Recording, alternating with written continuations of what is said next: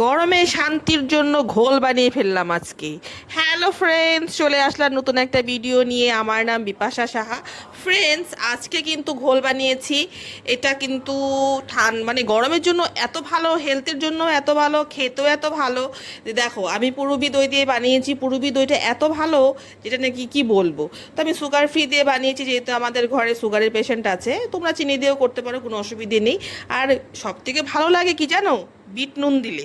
Bit নুন দিলে না, ব্ল্যাক সল্ট যেটা, ওটা দিলে পরে না একটা আলাদা রকমের ফ্লেভার চলে আসে। আমি কিন্তু এটার মধ্যে কিন্তু লেবুও দিয়েছি, টক দই দিয়েছি, আর জল দিয়ে আমি এত সুন্দর করে ডালের কাঁটা দিয়ে ঘুটনি মেরে দিয়েছি।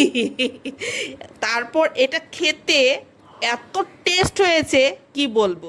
তোমরা না খেলে কেউ বুঝবে না। একবার অবশ্যই তোমরা বানিয়ে এভাবে গরমের মধ্যে কোল্ড ড্রিঙ্কস বাদ দিয়ে, আমার মনে হয় যদি এভাবে আমরা ঘরে বানিয়ে সবাই মিলেমিশে খেতে পারি, এটা কিন্তু স্বাস্থ্যের জন্য, শরীরের জন্য খুব হেলদি একটা ড্রিঙ্ক। আর অবশ্যই টক দই গরমের দিনে খাওয়া খুবই উপকার আমাদের সকলের জন্যই। তোমরা একবার অবশ্যই ট্রাই করো, হয়তোবা সবাই বানিয়ে খাও। আমিও কিন্তু এটা মাঝে মাঝে গরম পড়লে বানিয়ে খাই। প্রত্যেক দিনই মোটামুটি আমার বানানো হয়, কারণ টক দইটা আমাদের ঘরে সবসময় অ্যাভেলেবেল থাকে। তো কেমন লাগলো অবশ্যই জানিও ফ্রেন্ডস।